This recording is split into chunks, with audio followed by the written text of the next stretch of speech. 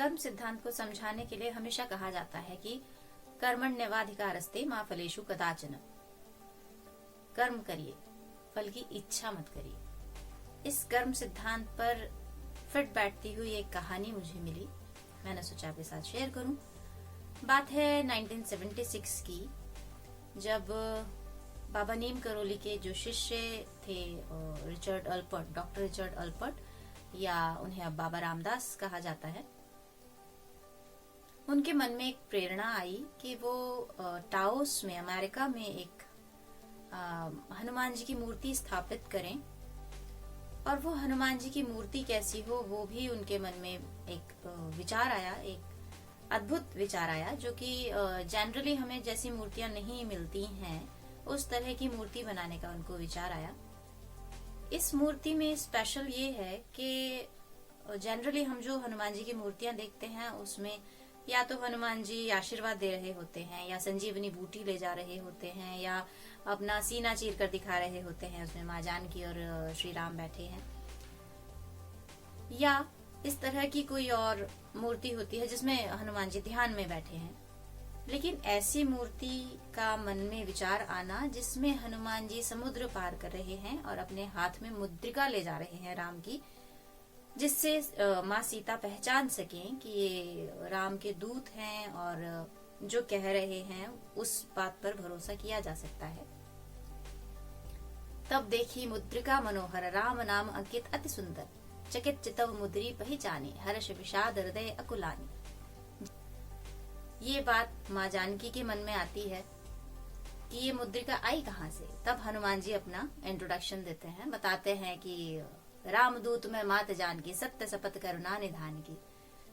ये बात, ये विचार मन में आया रामदास जी के कि ये इस तरह की हनुमान की मूर्ति होनी चाहिए स्थापित, जिसमें मुद्रिका ले जा रहे हों हनुमान और समुद्र पार कर रहे हैं। उन्होंने डिसाइड किया कि जयपुर से इस तरह की मूर्ति बनवाई जाए। अब जयपुर में उस तरह जनरल मूर्तियां मिलना आसान है कि जो जिनकी पूजा मोस्टली की जाती है, जिन मूर्तियों की, या जो मोस्टली मंदिर में मिलती हैं, उस तरह की मूर्ति मिलना आसान था। लेकिन ऐसी मूर्ति, एक तो आइडिया बहुत नया था कि मुद्रिका ले जा रहे हैं हनुमान, और इस तरह की मूर्तियां जनरली होती नहीं है। बात हुई 1976 की पुरानी बात है, जब ना ईमेल्स हुआ करते थे, ना ही फोन कॉल्स हुआ करते थे। जनरली बड़ी मुश्किल से कहीं पे फोन कॉल किया जाना होता था, तो कहीं कहीं से कम्युनिकेट करना पड़ता था कि भाई फोन कराना है या मैसेज देना है। बहुत मुश्किल था उस वक्त कन्वर्स करना। जैसे जोशी जी थे, वो भी बाबा नीम करोली के अनन्य भक्त थे। उनके ऊपर ये जिम्मेदारी छोड़ दी गई कि ये मूर्ति को बनवाया जाए। प्रतिलिपि उनको सौंप दी गई। एक आइडिया दे दिया गया कि इस तरह की मूर्ति बननी है। रब्बू जी काम पर जुट गए, जयपुर जाते, मूर्तिकारों से बात करते कि मूर्ति को इस तरह से शेप देना है या इस तरह से करना है।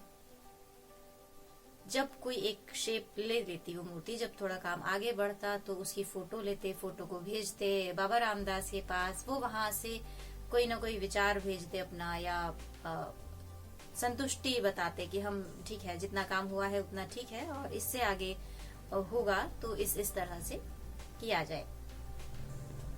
समय बहुत लगता कन्वर्सेशन में, और बार बार पिक्चर भेजना, बार बार बातें करना, बार बार मूर्तिकारों के पास जाके उन्हें बताना कि भाई इस तरह का काम अब तक जो हुआ है इसमें ये चेंजेस किए जा सकते हैं, या इस तरह कर दीजिए। बहुत कुछ, बहुत टाइम ले रहा था।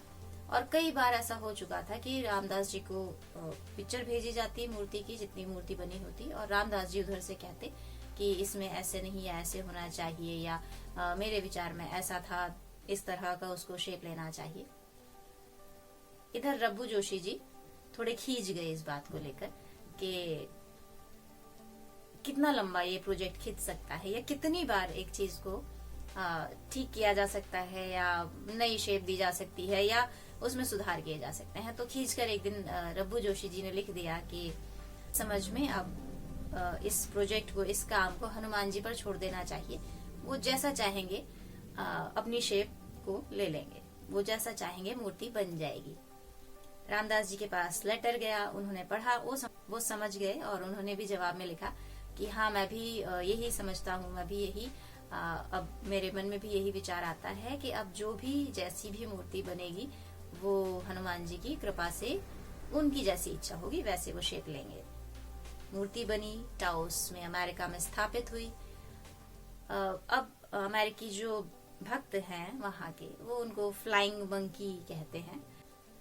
आज भी वो मूर्ति स्थापित है टाओस में, टाओस के मंदिर में आज भी उसकी पूजा अर्चना की जाती है और बड़ी सुंदर मूर्ति बनी है। इतनी सब कुछ प्रेरणा के बाद, इतनी सब मशक्कत करने के बाद, इतना सब कुछ होने के बाद एक समय आता है जब हमें सोचना पड़ता है कि अब जो भी हो वो ईश्वर की अपनी इच्छा, प्रकृति की अपनी इच्छा, वो जैसा कराए वैसा ही अच्छा है। यही कर्म सिद्धांत है। अपनी तरफ से जितना एफर्ट डाला जा सके डालिए और उसके बाद जब काम आपका पूरा हो जाए, आपकी तरफ से काम जब पूरा हो जाए तो उसको प्रकृति पर, भगवान पर छोड़ दीजिए कि जो होगा वो अच्छा ही होगा और उसको खुले दिल से एक्सेप्ट कीजिए। रिजल्ट्स जो भी हों उसको खुले दिल से एक्सेप्ट कीजिए। आज के लिए इतना ही। जय सिया राम।